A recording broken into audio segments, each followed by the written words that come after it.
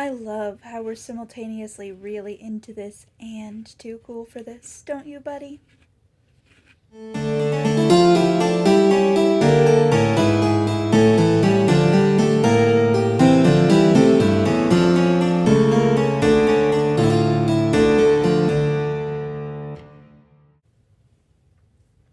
Hello, friends and enemies. Welcome to Horror and Inconvenience, where things are usually spooky and always weird. Today we're going to talk about a little project I decided to do at the spur of the moment regarding the National Book Award long lists and short lists. So for those of you who don't know, the National Book Awards are an American award run by a nonprofit called the National Book Foundation that, as far as I can tell, mostly exists to make the National Book Awards happen.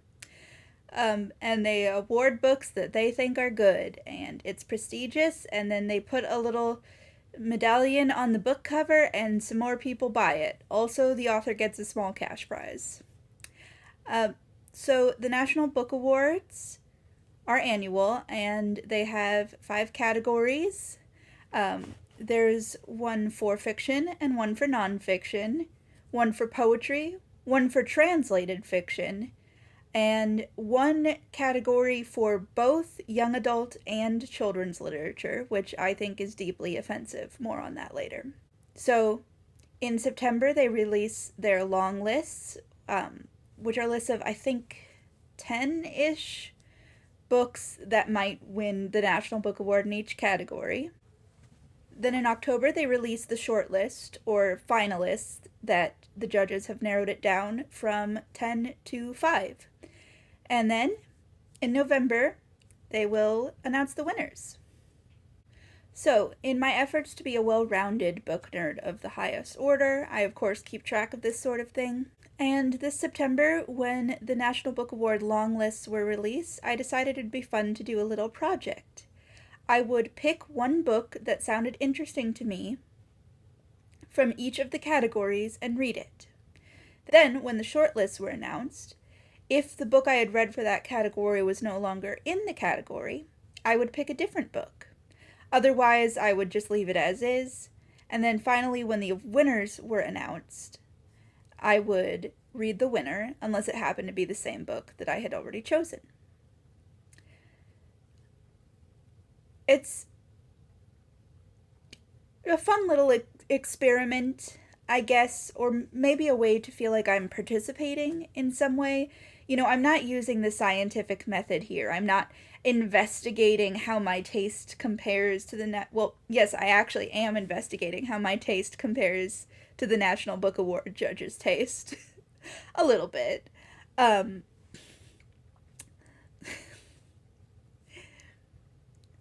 not in any rigorous way. I just think it's kind of fun to examine what these awards are like. And I think it might be fun to do something similar with a different set of awards in following years, so I can kind of get a taste for who awards what to whom and why, as much as I can, within my limited scope of I only sometimes feel like reading literary fiction. I mean, it is what it is, and sometimes I'm in the mood for that, and sometimes I'm not. That said, I want to start by talking about the book I chose from each long list category, and what I thought of it, and then I'll go into the short lists, which have already been announced, which ones still contain the books I read for them, and which ones I needed to pick new readings for, and then if I have any strong opinions on whether what I read should win. Alright, let's get started with the fiction category. So the fiction category had a lot of interesting books that were on my radar, but honestly, most of the novels that made the list just sounded like a little bit much for me to put up with a full 200 to 300 pages of. So I ended up choosing a collection of short stories, The Haunting of Hajji Hotak and Other Stories by Jamil Kochai. He is an Afghani writer with one novel behind him. This is his first published collection of short stories. And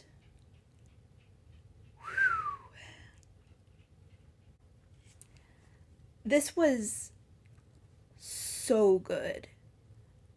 Oh my god. I have an on again, off again relationship with literary short stories. I mean, I studied English and spent a lot of time in creative writing classes in college, so I have read a lot of them, and some of them are wonderful and life changing, and some of them think far too highly of themselves. And since you never really know what you're going to get when you pick up short stories by an author you're not familiar with, I was a little nervous, but some of the premises described in the synopses sounded really engaging, so I gave it a try. I didn't know this at the time, but apparently the first short story, which is called Playing Metal Gear Solid 5 The Phantom Pain, uh, has been going around the internet in circles of video game fans. I spoke with a friend who had played the Metal Gear games, and she said she had actually read the story online. I had no idea, but I was very impressed with the story. I found myself racing through this book, reading these stories like popcorn. I mean, it was somehow a page turner, even though the stories were at best barely connected to one another. I could not put it down. The stories often, although not exclusively, have a light, eerie, magical realist vibe to them. Almost, I would almost call it slipstream, that sort of surrealism adjacent literary fiction genre that's been credited to authors whose styles are diverse as like George Saunders and Jeff Vandermeer. But it was really incredible, the depth of character that Kochai is able to create in such short episodes, and the intense empathy you feel for them without, I don't know, it's hard to describe, but in some fiction you find yourself almost drowning in the characters' thoughts and anxieties, and while sometimes that can be something you seek out, sometimes it can be a little bit much, Henry James. But this strikes a very good balance. These stories are visceral, but they are also sometimes very funny, sometimes dreamlike, often very dark, because, of course, they talk about a people and a home region at war or being victimized by war as it goes. People who have experienced a lot of rupture and violence and been separated from their homes. Some of these characters are refugees and immigrants, while some stay in their home region, which, by the way, is the Logar region, Kochai's family's home region, and also the subject of his novel, 99 Nights in Logar. And, yeah, these stories have a great deal of variety while also being thematically very cohesive. And I can't recommend them highly enough. I expected to be impressed. When you're reading a group of books that are up for a national award in a very large country with a very snooty literary establishment, you expect to be impressed. But being impressed by a book does not always mean that I like it. I find some of Hemingway's work impressive, and I loathe that man and everything he wrote with everything in me. But not only did this impress me, I was surprised by how engaged and moved I was and how much it's been sticking with me since. I couldn't stop thinking about it. Anyway, I think regardless of what genres you consider yourself to be a fan of or what styles, it's really worth a try to read this book. For the nonfiction category, I am, as always, listening to it as an audiobook, so I'm just going to put it up right here. It is The Man Who Could Move Clouds by Ingrid Rojas Contreras. She is a Colombian-American writer, and she writes of her family history as curanderos and curanderas, basically sort of a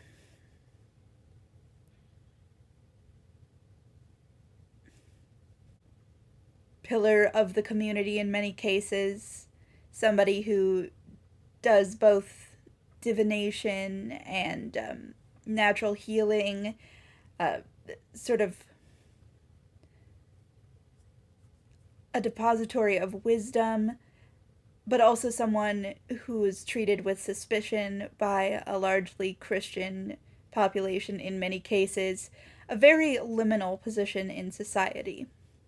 Um, this is largely a memoir, as well as telling family stories from before the author was born. And it centers around an odd coincidence. Her mother, Curandera, fell down a cliff when she was a little girl in Colombia and lost her memory for a number of weeks, after which she found herself with powers that she didn't have before. Um, in a startling rhyming moment in her own life, the author was hit by a car door on her bike and also lost her memory. And shortly afterward, shared with her family a dream in which her dead grandfather's spirit came to them and asked that his body be exhumed.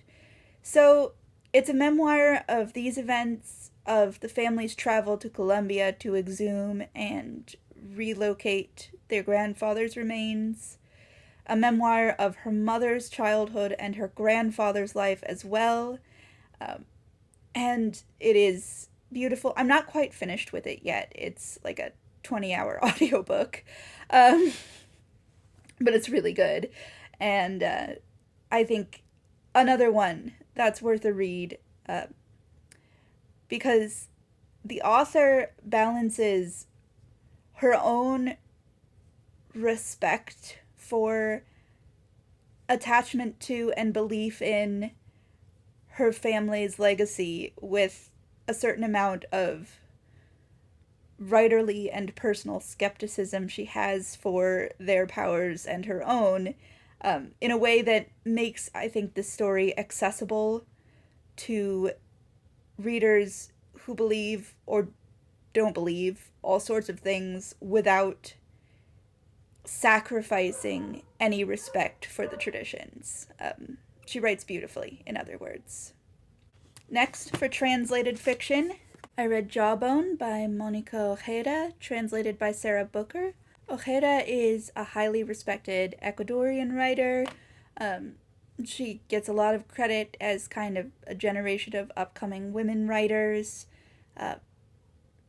And she is popular and heavily published in Spanish. As far as I've been able to discover, this is the first of her works to be translated into English. This has been on my reading list from the moment it was published in English, and I'm just now getting around to it, and I have to say my feelings are pretty mixed. This is a very dark, kind of brutal literary horror novel. It's about a group of girls in a small Ecuadorian private school and ways in which they are cruel to one another and to their teachers, essentially. One of the central characters is a teacher at the school who had to move on from the previous school she taught at after two of her female students held her captive for, I want to say, about 12 hours in her own home. And so she has a lot of trauma regarding the very presence of teenage girls, and yet she takes a job at this all-girls school. And so we get a lot of moments of her just moving through her day full of fear and visceral disgust. This is contrasted with a group of, I want to say, 6 teenage girls from the school who, after school, spend their time in an abandoned building, slowly devolving into a cult of a sort of eldritch being one of them has invented called the White God. The White God represents the fear of nothingness. It represents adolescence and transition in the most distressing way those things can be represented. And one of the ways the girls worship it is by daring each other to do more and more grotesque things.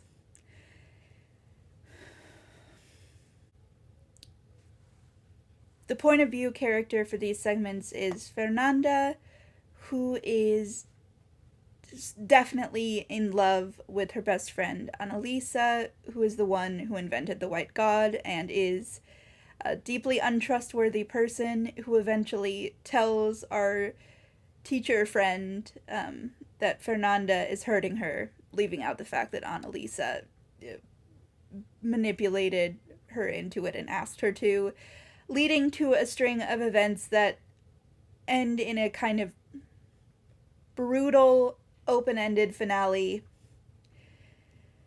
So anyway, that's the plot, but it's not super duper about the plot. It's about the writing style, which is, I'd say, somewhat experimental.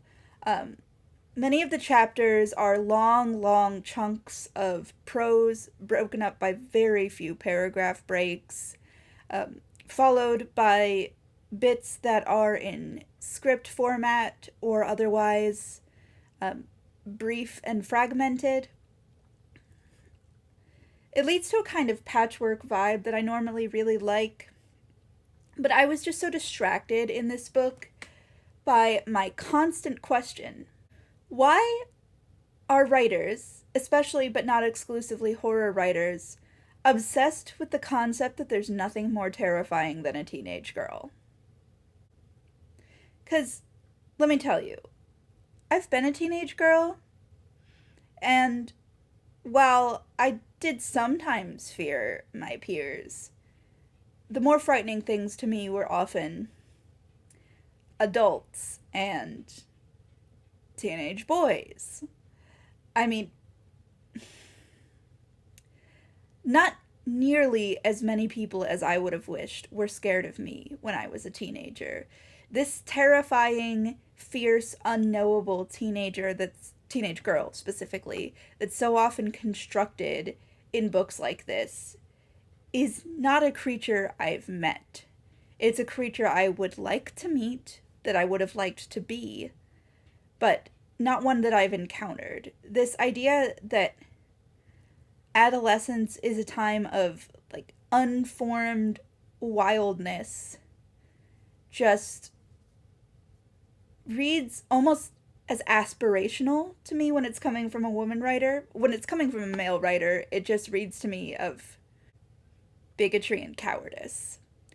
But it's something I encounter a lot, and I've never quite understood. Maybe it's just because I had major trauma in the middle of my teenage years that probably changed the way I perceived the world around me and the way I behaved significantly.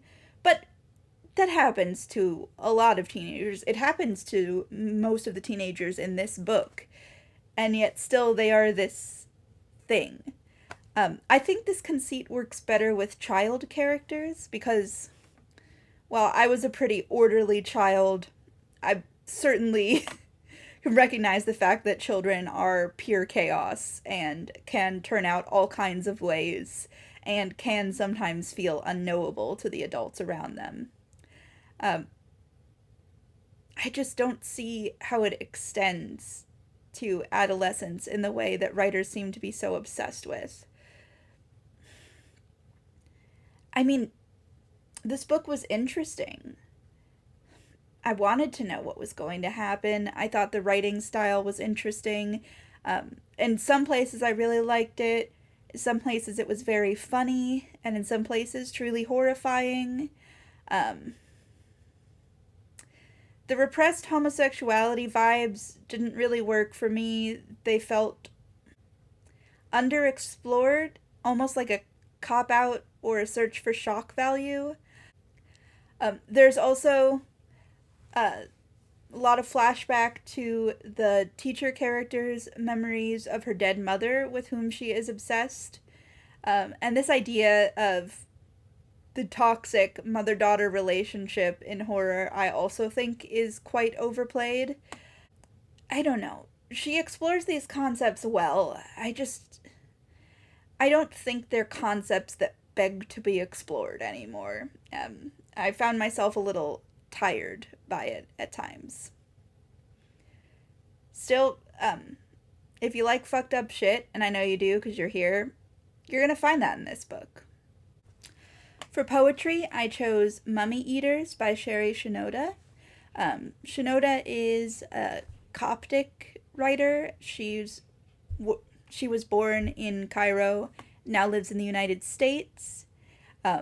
And this book is a series of poems that call on ancient Egyptian and ancient Coptic history and ancestors as a way of understanding the present fallout of imperialism. That is a really reductive summary. I mean, they're poems. It's hard to summarize poems. But I've always been fascinated with ancient cultures in general and ancient Egypt specifically. And so, of course, this had to be the one from the list that I picked up. I thought these poems were incredible.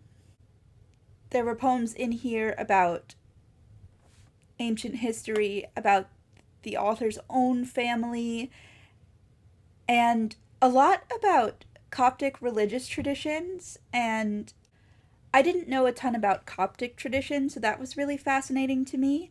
The Coptic Church is an Orthodox Christian church. Its liturgy is really the only active current use of Coptic, which is a language that is essentially the latest stage of the ancient Egyptian language. So it keeps ancient Egyptian language alive in a way it isn't alive anywhere else. But it's also in some ways a Greek Christian church, and of course, what with heavy Muslim influence in the area and the different forms of Christianity from the various imperial occupiers over recent centuries, the Coptic Church is in a lot of ways pretty embattled. And there's a lot of cultural discomfort surrounding that, that I felt like I was learning a lot as she explored that. And I was learning in a very emotional way that was kind of presupposing empathy in a way I find very helpful when it comes to discussing religion, because I grew up surrounded by evangelical Christians, and I can often be very uncomfortable when religious people start talking about their faith, what it means to them, and how it interacts with the rest of the world for them. So poetry was actually a great in for me to exploring and trying to understand that. I really enjoyed her style as well. This is definitely a great book to read if you want to know a little bit more about a culture we don't talk much about, at least in my part of the world, you know. I live in the smack middle of the United States. And to engage with various phases of Egyptian history. Really great read. Finally, for the young adult / children's category, which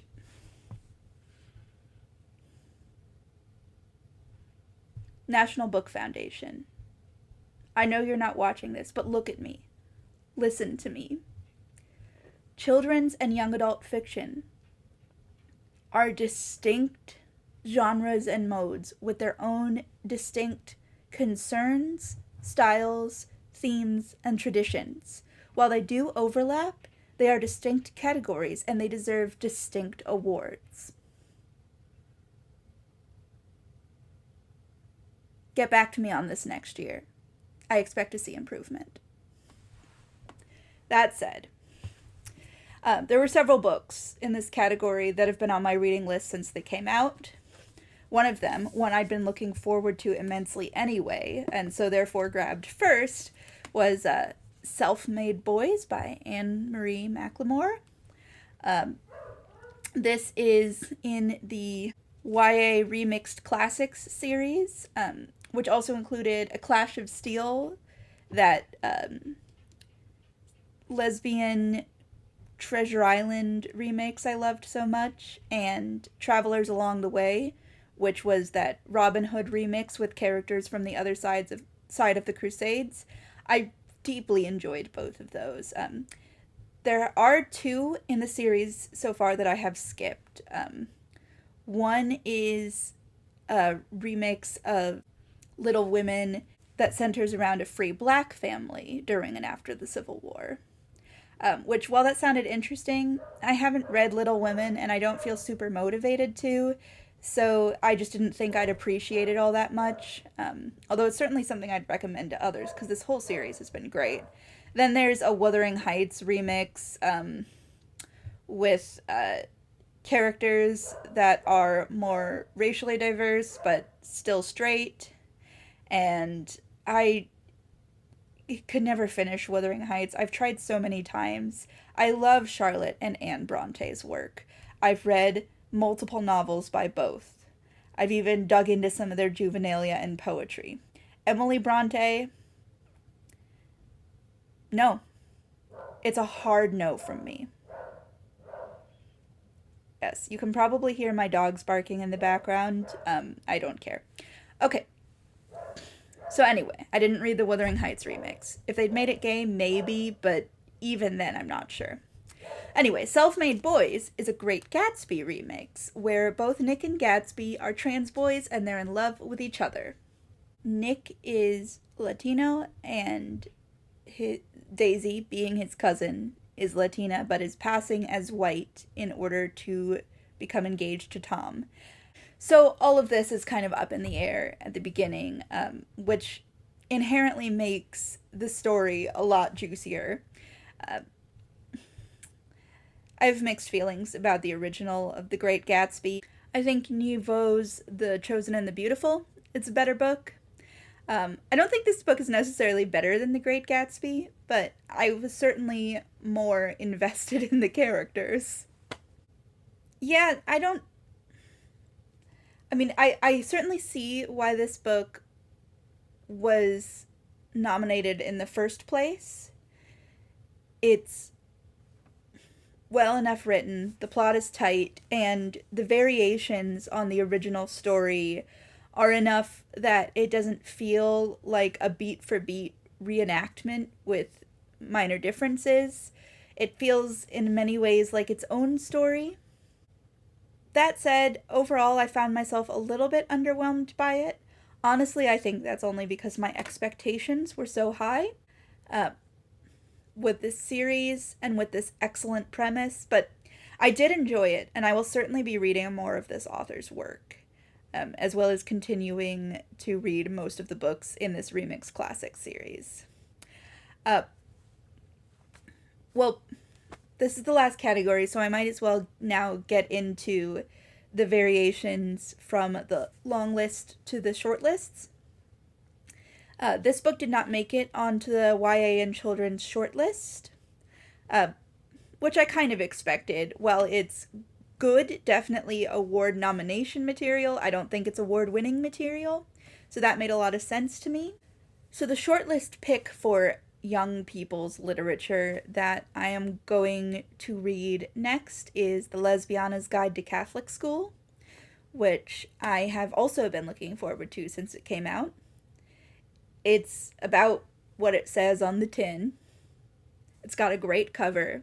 It's had glowing reviews, and it looks like a lot of fun. I haven't purchased my copy yet, but I will soon. Unfortunately, Mummy Eaters did not make the shortlist for poetry, which honestly surprised me because I thought it was very good. So, from the shortlist picks, I ended up choosing Best Barbarian by Roger Reeves for my next read. Um, I just kind of clicked around on the shortlist picks and to see if I could find samples of material from the books to see what poetry I wouldn't mind reading through. Choosing poetry books is hard for me because I really like to do it in person. I like to flip through and see how I feel about the style of the poems, which is kind of hard to glean from the often very esoteric synopses that are offered. Um, but a lot of the type of poetry I really like is rarely offered in brick and mortar stores. It's the kind of thing I usually have to go out of my way to get. So I did my best guess. This book is supposed to be very lyrical and full of literary and pop culture allusions. I usually like that kind of thing. Cover's also really rad. So here's hoping. Jawbone, The Man Who Could Move Clouds, and The Haunting of Hajji Hotak are all on the shortlists. So for now, those categories I will let stand. Now, real quick, just before I sign off, before my next update on this, do I think any of the ones I've read so far will be the winners? Well, obviously, Self-Made Boys and Mummy Eaters are off the list. I didn't expect either of those to be the winner, although I did expect Mummy Eaters to be shortlisted because it deserved it. The Man Who Could Move Clouds might have a chance, but it's got some pretty stiff competition in the nonfiction category. It's up against The Invisible Kingdom by Megan O'Rourke, which is a sort of investigative memoir about chronic illness, which is on my reading list and has gotten a lot of really positive buzz.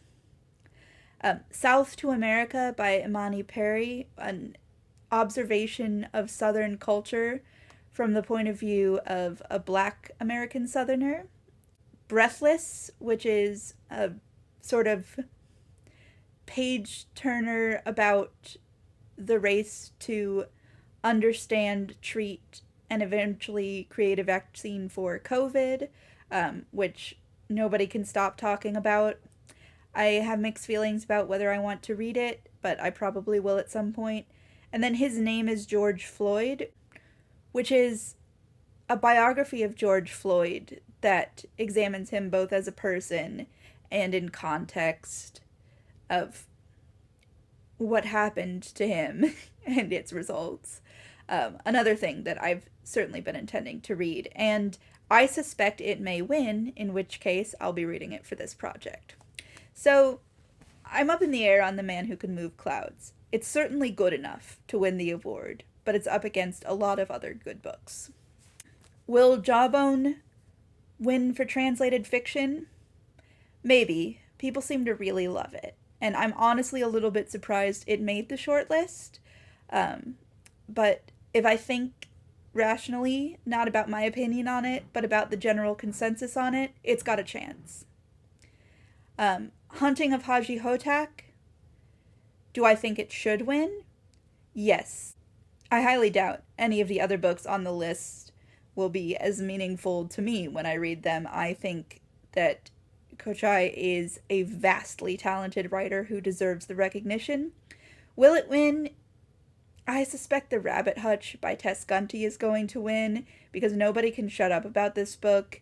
It's also shortlisted for the Barnes & Noble Discover Prize, and it's the name in everybody's mouths. I'm gonna read it eventually. If it wins, I'll read it then. I think it's gonna win, but I think Hajji Hotak should win because it's really an incredible book.